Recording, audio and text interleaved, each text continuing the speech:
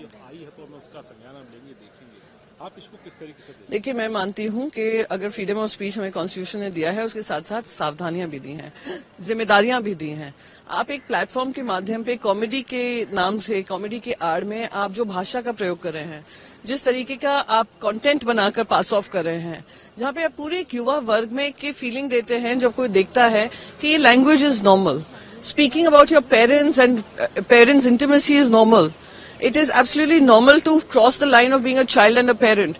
I think वो कहीं ना कहीं बाउंड्रीज होना जरूरी है, रिमाइंड करना जरूरी है। और जो कम्युनिटी गाइडलाइंस आती हैं इस प्लेटफॉर्म में, usually the community guidelines are followed by what where they are registered, तो वो भी community guidelines keeping in mind the sensitivity and constitutional morality, that is their responsibility, ये करनी पड़ेगी। मैं ये तो आईटी कमेटी में मैं इस मुद्दे को उठाने ही वाली हूँ। पार्लियामेंट स्टैंडिंग कमेटी में आप कह रही हैं उठाएंगे इस चीज को, और क्या आपको लगता है कि सोशल मीडिया प्लेटफॉर्म्स की भी जिम्मेदारी है? देखिए, सबसे पहले तो जिम्मेदारी उनकी होती है जो इन सोशल मीडिया प्लेटफॉर्म्स का इस्तेमाल कर रहे हैं, और अगर इररिस्पॉन्सिबली कर रहे हैं तो कार्रवाई उन पे भी होनी चाहिए। साथ ही साथ प्लेटफॉर्म्स को ये समझना होगा कि you can not just be making profit out of us, और जब रिस्पॉन्सिबिलिटी आती है अकाउंटेबिलिटी की, उसमें आप कहीं ना कहीं लूप होल ढूंढकर आप कह दें कि आपके क्षेत्र में नहीं आता है, आपकी जिम्मेदारी नहीं होती है।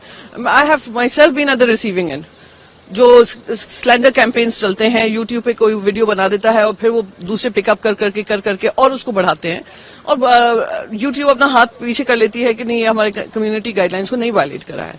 So somewhere we will need to ensure कि जनता को याद दिलाएं, जनता से ज्यादा ऐसे यूट्यूबर्स को याद दिलाएं कि everything is not coming without responsibility. Your freedom of speech and your freedom for content creation also comes with certain guidelines and certain boundaries. Don't cross those boundaries.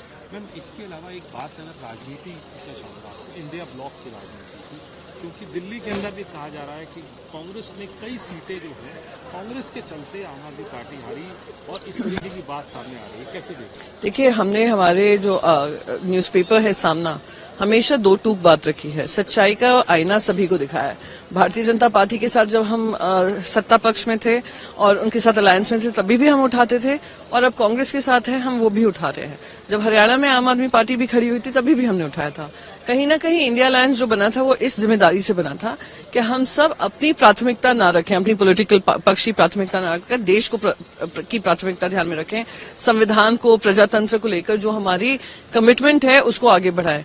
पर अगर वही इंडिया अलायंस के अंतर्गत एक दूसरे से ही लड़ने लग गए, और ये भी था कि हम एक दूसरे को मजबूत बनाएंगे, जो सबसे मजबूत स्थिति में, जीतने की स्थिति में होगा, हम उसका पूरा समर्थन देंगे।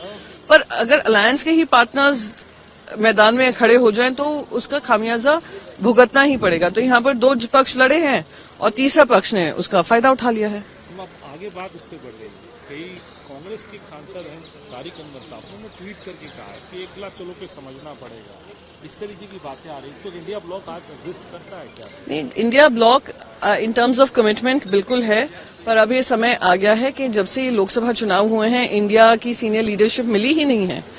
तो आपसी तालमेल हो, क्या आगे स्टेक होल्डर कंसल्टेशन हो, क्या स्ट्रैटेजी हो, उस पर चर्चा ही नहीं हुई है। उसके बाद हरियाणा हुआ, महाराष्ट्र हुआ, झारखंड का चुनाव हुआ, फिर अभी दिल्ली का चुनाव हुआ है।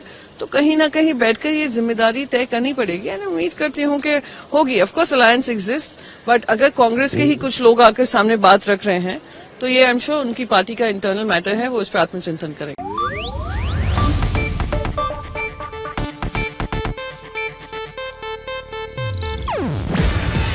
ಇದು ಏಷ್ಯಾನೆಟ್ ನ್ಯೂಸ್ ನೆಟ್ವರ್ಕ್ ಪ್ರಸ್ತುತಿ. ನೀವು ನೋಡ್ತಿದ್ದೀರಾ ಏಷ್ಯಾನೆಟ್ ಸುವರ್ಣ ನ್ಯೂಸ್.